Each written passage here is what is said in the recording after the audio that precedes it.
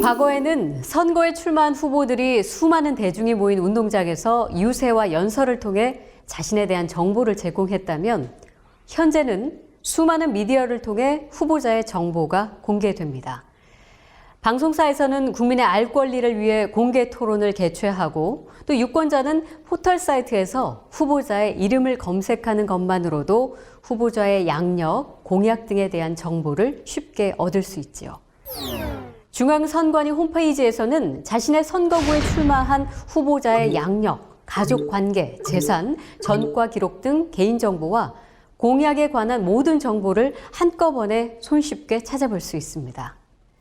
또한 선거방송 채널에서는 선거 절차나 방법, 선거제도, 선거법 등 선거와 관련된 다양한 정보를 방영하고 있습니다. 이외에도 미디어에서 제공하는 선거 정보와 선거 보도는 다양한데요. 이러한 상황 속에 더욱 강조되는 것이 바로 선거 미디어 리터러시입니다. 먼저 선거 방송 토론은 후보자에게는 자신의 정책과 자질을 보여줄 수 있는 기회를, 또 유권자에게는 이를 확인할 수 있는 기회를 제공하고 있습니다.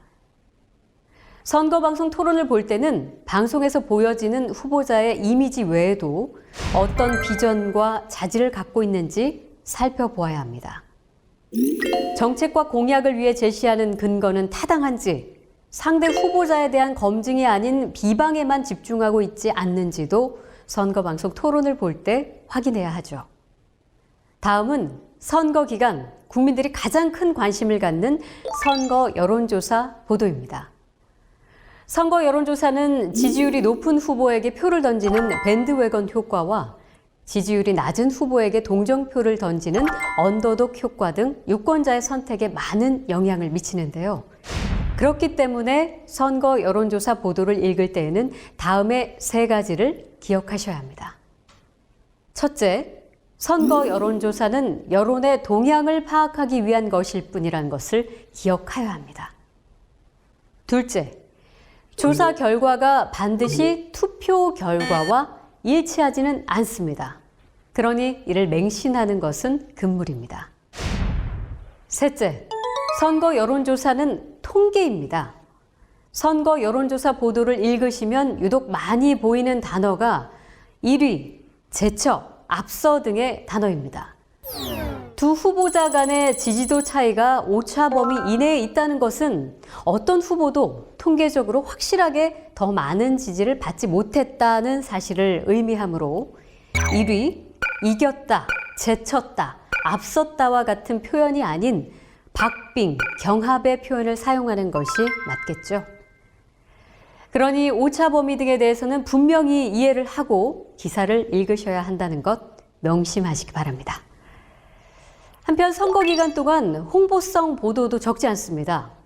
특정 후보자 위주의 보도를 다량 게재하거나 특정 위치에 지속적으로 배치하는 경우 이는 홍보성 보도일 수도 있다는 것을 인지하셔야 합니다.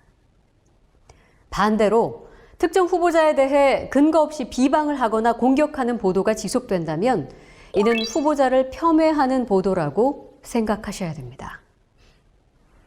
그러므로 과도한 홍보성 또는 폄훼성 보도를 접하게 된다면 언론사가 특정 후보자에 대해 어떤 의도를 가지고 보도하는구나라는 경각심을 가지고 뉴스를 읽으셔야 합니다. 국민은 언론의 선거 보도를 통해 정당, 후보자를 만나기 때문에 선거 보도를 바로 읽어야만 현명한 선택을 할 수 있습니다.